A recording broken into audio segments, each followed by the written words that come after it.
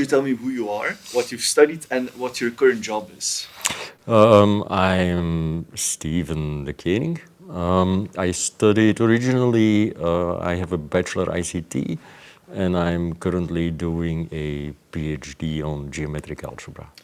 And how long have you been interested in geometric algebra? I think I first sort of got into it at around the end of 2017. And what made you get interested into it?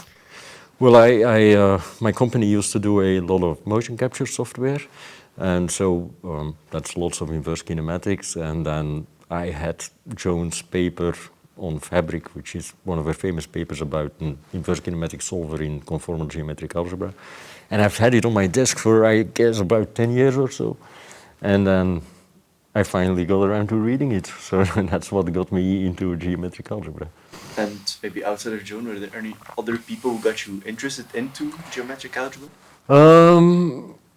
Well, I think it mostly was Joan because her work was most relevant to what I was doing myself. But then, as I got into it, it's a small community, and so I got to know many inspiring people that I've learned tons from. Okay. So it's a continuous thing. Okay, and do you think your younger self would be impressed with what you're doing right now? My younger self was out partying, so I'm not really sure if he would have cared a lot about what I was doing right now. So I guess I matured quite late. So let's not talk about that self. Okay, okay. How would you explain geometric algebra to someone who doesn't really know that much about math or science? Right. Well, algebra scares most people, but maybe that's because there's so many numbers. And so what geometric algebra does, it allows you to do algebra, to do addition and multiplication and solve equations with geometry, with points, lines, and planes, and not with coefficients of points or numbers that you write down that represent points. No, with actual points, lines, and planes, and circles and spheres. So it's something that makes a lot of mathematics a lot more tangible and actually would work for many people who aren't that much into these things because it might be more concrete for them than the classic way of doing it. Okay. And is that what you like so much about it? Or is it like something else that you really like about geometric algebra? I think it's important to be able to do geometry. I think part of the scientific discourse at some point it was very difficult and expensive to produce.